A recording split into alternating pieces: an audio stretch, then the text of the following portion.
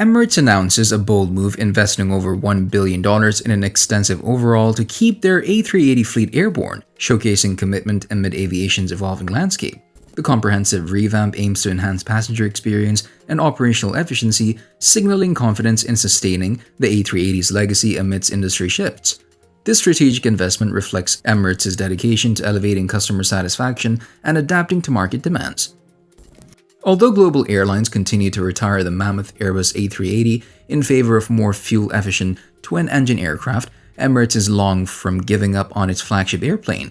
At the Dubai Air Show in mid-November, the UAE-based carrier announced a series of investments that would keep its giant fleet of A380s flying for years to come. The company, which is the world's largest operator of the over $400 million A380, said in a statement that it signed deals worth over $1.5 billion that will contribute to the maintenance and repair of its Super Jumbo. Collins Aerospace, Honeywell, Pratt & Whitney, and Lufthansa Technik, among others, have all been tapped for the project to help Emirates optimize its A380 fleet's lifespan and unlock additional operational efficiency gains, all at its exacting standards. The companies will provide services like engine maintenance and landing gear overhaul.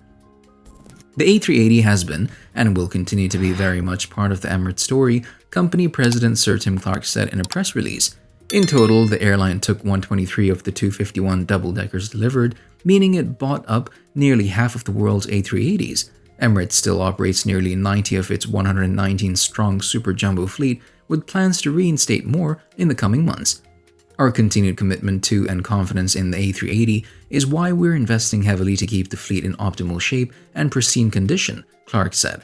The A380 will remain core to our network and customer proposition for the next decade, and we want to ensure our fleet is in tip-top shape.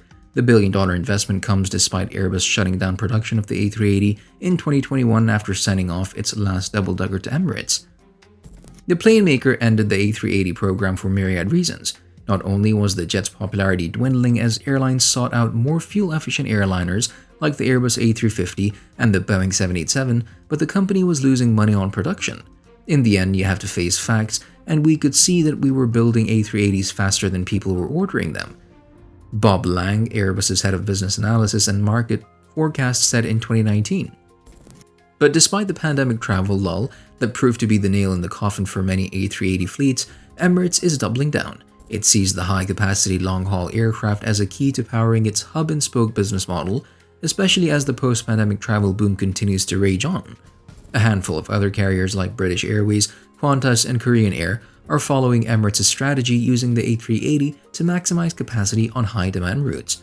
In a 2021 interview with CNN, former Qantas CEO Alan Joyce described the A380 as the perfect vehicle to handle the pent-up COVID demand, specifically pointing to routes between its Australian hubs and places like London and Los Angeles. The most significant change is the addition of premium economy, a first for Emirates. The A380 wing spar issues, for which EASA, the European airspace regulator, has issued an airworthiness directive, require specific inspection and repairs to all A380 aircraft every 3 years. Apart from its in-house maintenance facilities, the airline has also outsourced this maintenance work to Airbus in Toulouse and Gameco in Guangzhou. Emirates expects to have the A380s flying well into the 2030s and early 2040s with all the upkeep they'll perform on the aircraft. Emirates also signed long-term deals with Collins Aerospace, Safran Landing Systems, Honeywell, and Lufthansa Technik to support the A380 on the sidelines of the Dubai Air Show. But the highlight of the visit to the Emirates Engineering Center was that the world's largest wide-body operator wants to be self-sufficient in its maintenance capabilities wherever it can.